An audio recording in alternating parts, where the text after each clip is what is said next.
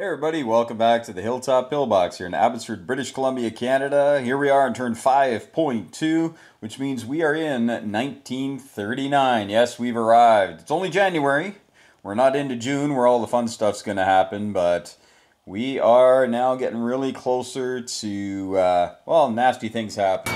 Come on, let's do the nasty. Do we have to? Yeah, afraid so.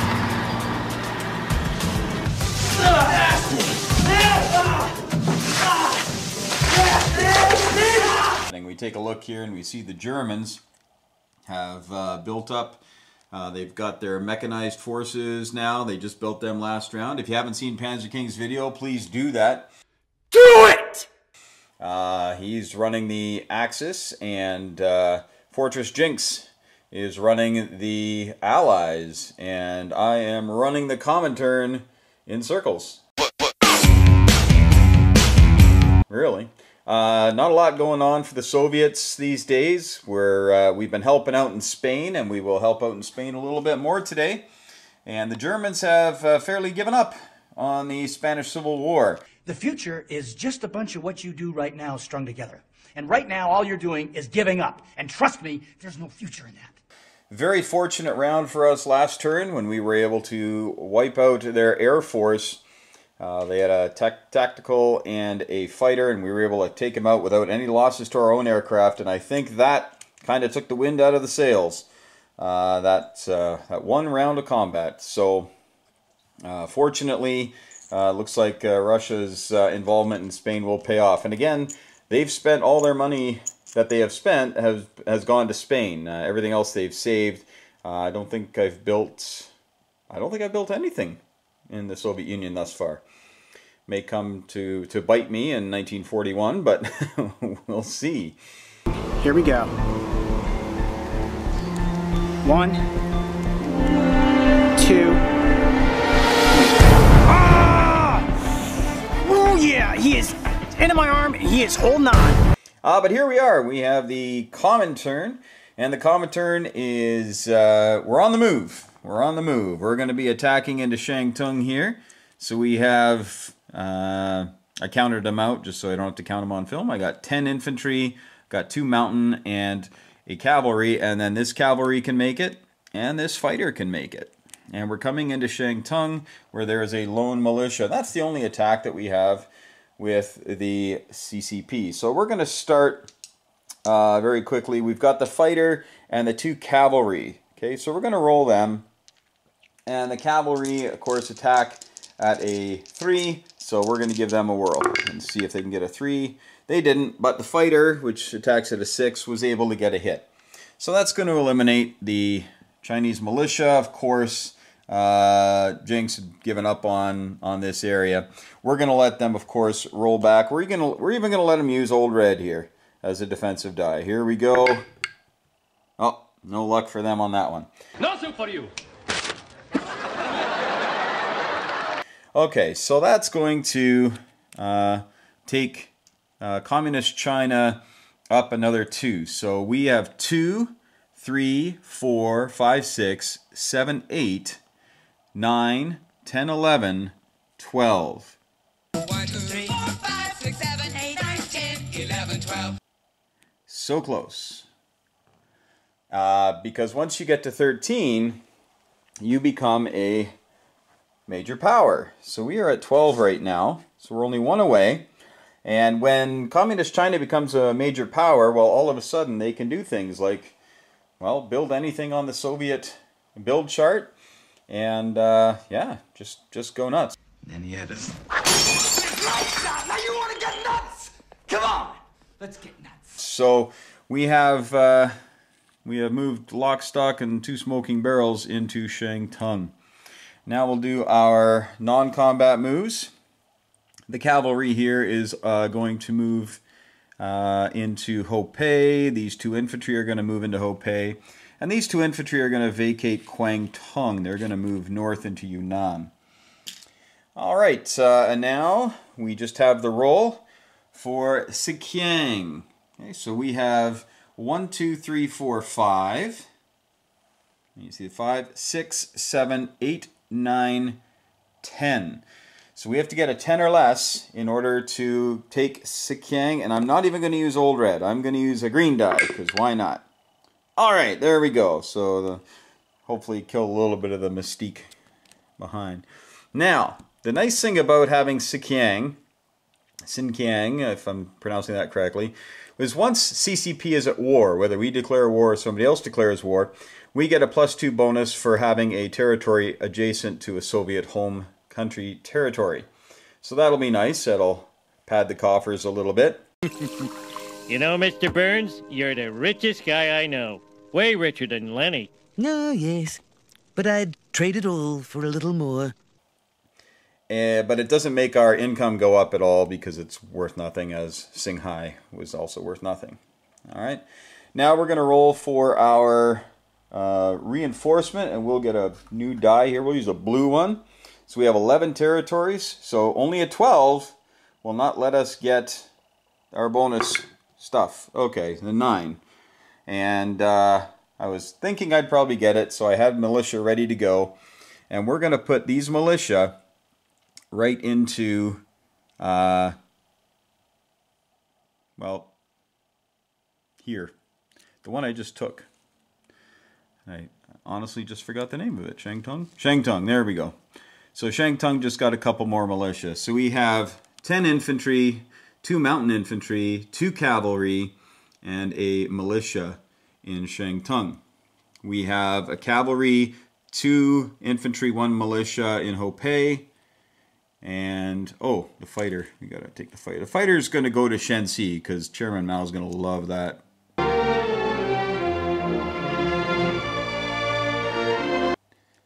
There you go. So we've got an infantry in Peking. We've still got our 5 militia in Suyuan. These 3 infantry here are going to move into... where do I want to move them? I think we'll just move them into Sichuan. Why not? Those 2 infantry we can't move because we're supposed to do that. So anyway, so that's it for the Communist Chinese. And now we're going to move on to the Soviet turn. And just got to check one thing. One little addendum. I was going back and forth with my buddies here and also looking at the sheets, and it's I don't have to be adjacent to a Soviet home territory to get the wartime bonus, the +2 bonus. It's just a Soviet controlled territory. So, for instance, if the Soviets decided we're going to attack here, that would then be adjacent to here. And they'd ride into Mongolia, and the CCP would get the bonus, even though the CCP might not be adjacent to a home territory. So in case any of you were watching for that rule, that's all it is. And it's got to be at wartime, though. You got to be at war according to the sheet I have, unless there's been an update, but I just downloaded it a couple of weeks ago, so hopefully it's good. All right, on to the Soviets. Okay, well, we're going to be starting the Soviet turn now, and as you can see, there's $8 for the Soviet Union. We're going to save 4, and we are going to spend 4 on a light armor that's going to head over to Republicans, who have been doing pretty well here in the Spanish Civil War, and will gladly take a little bit of armor, kind of match the German armor that was sent over. The Germans have decided to stop spending money down on the Iberian Peninsula, so the Russians have decided to pump a little bit more cash in, hopefully to assure victory, but as you know in these games, victory is never assured.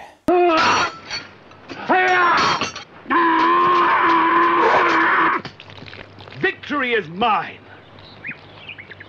We thank thee, Lord, that in thy mercy...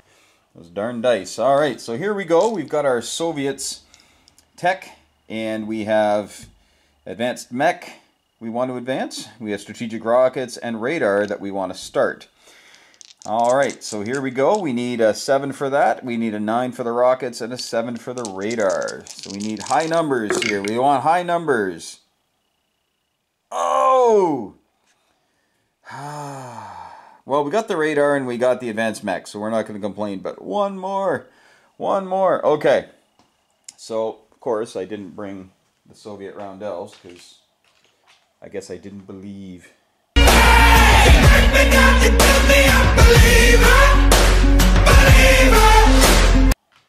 I didn't believe. Okay, so all I need a roundel for then is for the radar. So radar, going to get a roundel.